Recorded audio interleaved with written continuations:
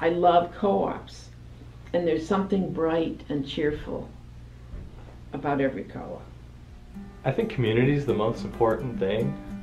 I grew up coming to the East Lansing Food Co-op, so I was one of the kids running around, you know, spilling stuff out of the bulk bins. Cheese they had today was delicious. I just love so much cheese that wasn't completely white and had dots in it. My special favorite is baby bok choy. So every time I come to the co-op, it's like, is there going to be baby bok choy today? Because I love it. And today there was, so I was really excited. I've been going to the East Lansing Food Co-op for 15 years, so I guess since I was a baby. She carried me around in that bag, I guess, and it was really embarrassing. But yeah. You were happy. When you buy local, you are supporting your friends and neighbors and cousins and aunts and uncles in the extended community, and the money stays in the community and rolls over in that community numerous times, building wealth within the community. Plus, they're supporting local farmers, and I think that that's a really good thing to do. Well, it's an educational experience for me, but it's also a very pleasant way to meet people and to talk with people. And co-ops are just fabulous. I mean, they take people and collect their individual abilities and collect them together and make them stronger for the common good. And if we did more of it, I think we would be a healthier society. Our health is even more than what we eat, you know, and that's the other thing about the co-op is it's offering a hand to be in community, at least at some level. The motivation is not to make a profit. The motivation is to provide a service. Yeah.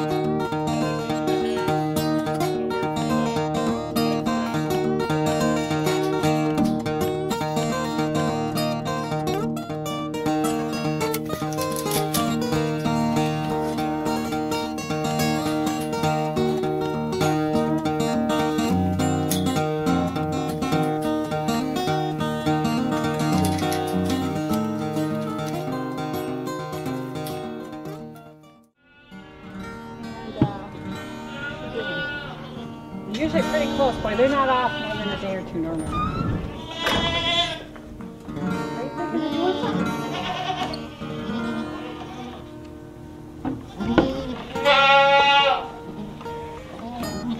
You get to know their bleats. Even if I can't see them, I can hear them. And you just get to hear something different, you know, something's going on. It's odd, but normally they don't have babies at night. So these girls are called first fresheners, and that means this is their first pregnancy. They're a year old now. They're bred in the fall of the year they're born. So all those little girls we just saw, they'll be bred this fall as long as they're big enough. And they'll have babies when they're about a year old. And that's what it's like in the wild. They're a lot like deer.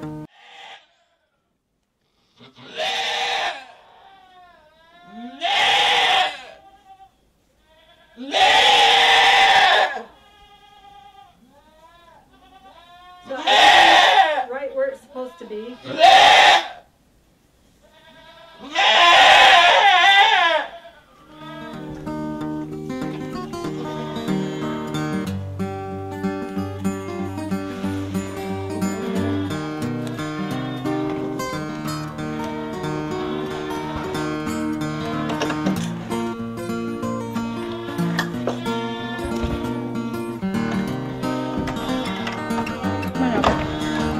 Albert comes in. Albert.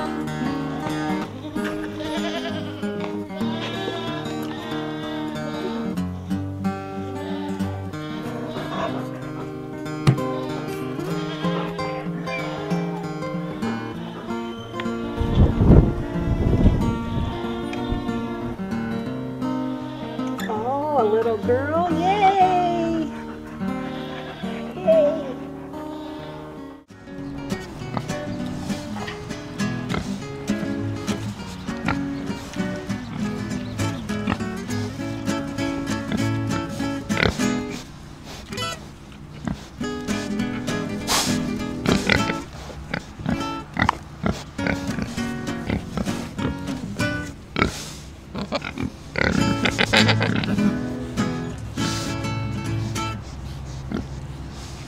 Are you missing some sort of a pin?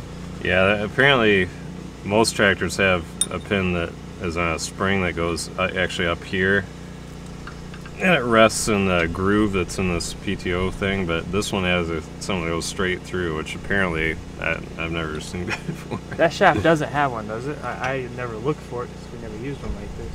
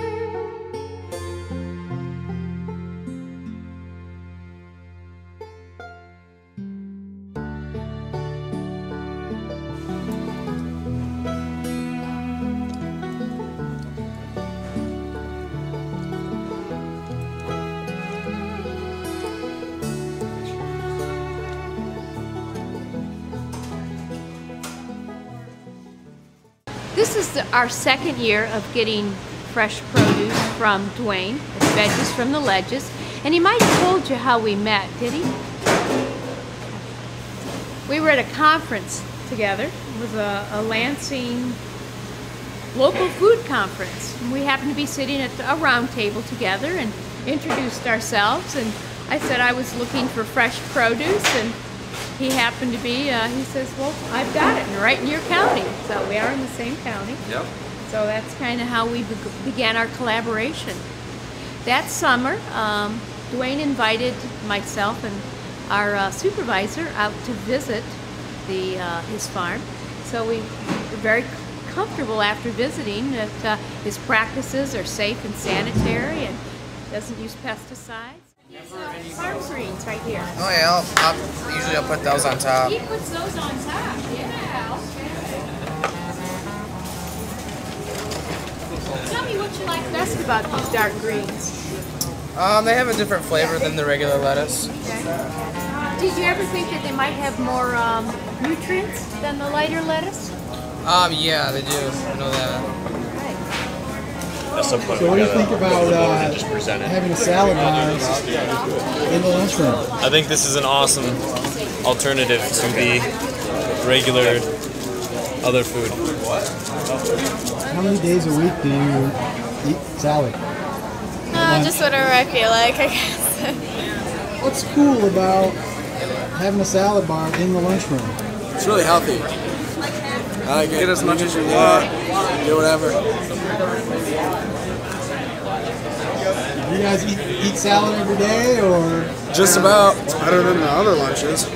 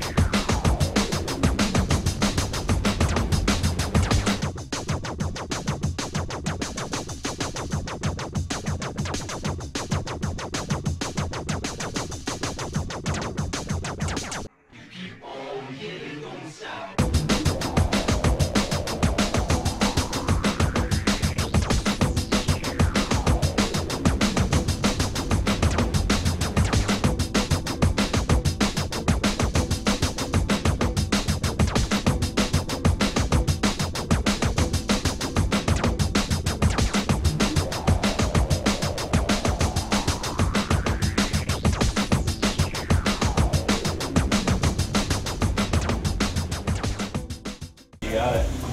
Yeah, you too. Thanks for coming by. Right now we're using Madcap coffee exclusively. They're out of Grand Rapids, and Madcap this last year had a phenomenal year.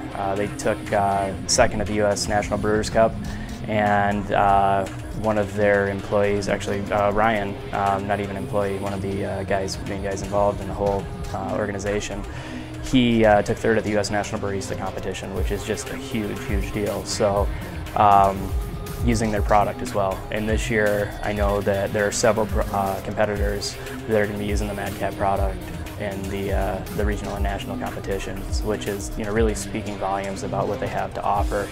And I know talking to the guys at Madcap, and I know how their product is sourced. They know the farmers by name. They go down and visit them. Right now, there's a couple guys actually going around visiting farmers that they work with, and it's just it's a really neat thing to be able to to know that your product is ethically sourced, and they're doing absolutely everything they can to deliver a quality product. So, you know, I've been more than satisfied with them, using them on a daily basis. It's been pretty awesome. I get to taste some pretty amazing things. So, you know, when we first got into this, my mom and I wanted to do something like this for years, and you know, we always talked about potentially having a place where we could have everything that was grown local, so we wouldn't have to worry about, you know, not the expense of it, but you know, the fact that you're contributing to an issue by having things shipped across the country. You know, you're contributing, you know, you might be taking an organic good, but it might be sitting on the top of a truck next to the truck smokestack. How do you ensure that that quality is actually getting to your table? When things are purchased here, it's amazing. The farmers are pulling up to our doorstep at the Fork, or to Jesse and Ben's doorstep at the Fork, and they're literally getting out of their car right after they clip the fresh product. You know, there's no time lapse from point A to point B. I mean, it's literally off the farm into the restaurant and being served within sometimes a matter of minutes, depending on what it is. And you know, it's amazing the synergy that's built between, you know, the restaurant that they are running and the farmers. I mean, there really hasn't been a demand for it in the past, so there really hasn't, you know, been a need for farmers to go to this extent, you know, to supply this on a regular basis. And I think that's one thing that's really cool, is that as the restaurant's growing, the farms are growing, and as the farms are growing, the restaurants are able to grow. So it's, you know, it's just this balance that, you know, continues to just raise and raise and raise because they're supporting each other.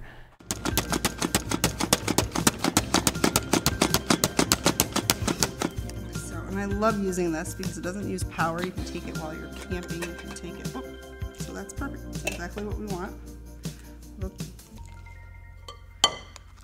Not too crunched up. Some nice chunks. All right. Okay. Then all we're going to do is we are just going to mix this. And notice how it's a little thick. And I want it to be a little creamier, more like muffin batter. So I'm just going to add just a little bit more milk. So,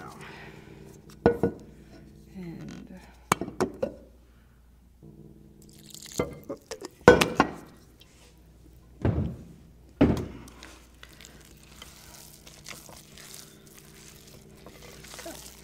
that's good. There we go. That's the texture we want. So, and then look at all those colors, the oranges from the carrots, the brown from all the flowers, that darker brown from the raisins. So, all right. We're going to take a bread loaf. We are going to use a little bit of parchment paper. We don't need to line this with butter or anything because we're going to take a slice of parchment paper, and that will help us. The slice of parchment paper will help us to pick up the bread when it comes out of the oven. We'll just fold that over.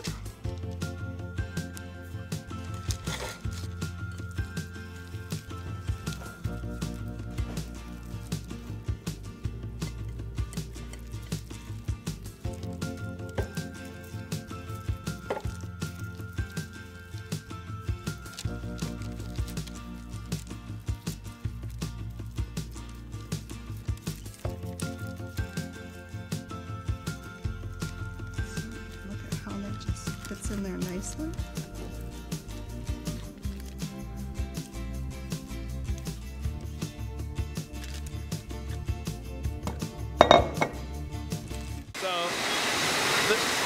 So here's the reality. Everything that happens in there, everything happens in tanks, you know, and there's very little movement. You know, occasionally someone will open up a valve and everything is hard pipe. This is your money shot. So when I came in, we were not packaging, so.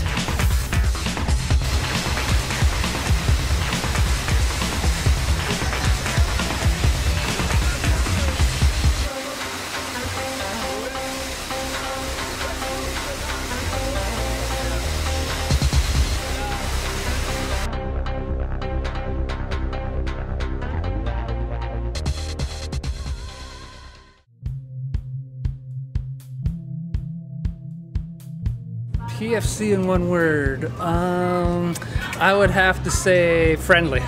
One word. People. Legit. Opportunity. Stellar. Energy. Good energy. But it's one word, so. Shagalicious has already been taken, so Awesome. Delicious. Food. Decadent. We cook some decadent food. I would say decadent. Decadent, compassionate maybe. Cooperative. Terrific. Energetic. fantastic. Friendly. Magnificent. Fun. Community. EFC in one word. Community. Community. Community. Diversity.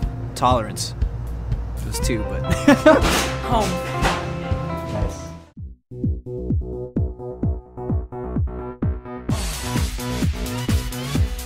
Co-op style. Co-op style. ELFCO is co-op style. Co-op that is local and community owned. Respecting fair trade and how your food is grown. When it comes to organic, we're your one-stop shop. Our list of priorities puts people at the top. Co-op style. Co-op style. Co-op that is local and community owned. When you come to visit, you should feel at home. To become an owner, it only takes one share. Bringing people together to show that we care.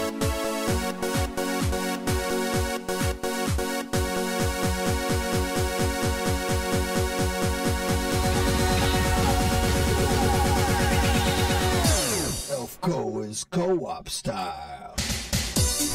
Friendly people, local products, fresh food, organic, gluten-free, fair trade, community owned. Hey, local shopper. Hey, co-op owner. Fresh food, fresh food, fresh food.